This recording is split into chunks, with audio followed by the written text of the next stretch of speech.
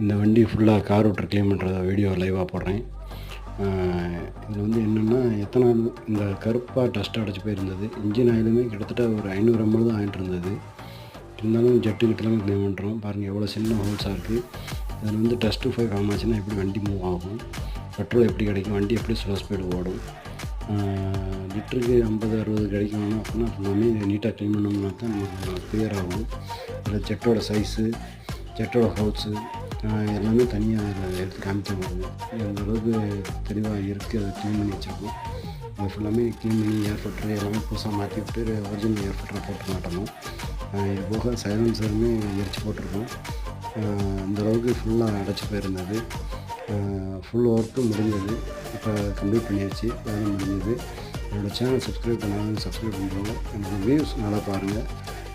முடிஞ்ச வரைக்கும் எனக்கு ஷேர் பண்ணுங்கள், ஒரு லைக் கொடுங்க, ஒரு சப்ஸ்கிரைப்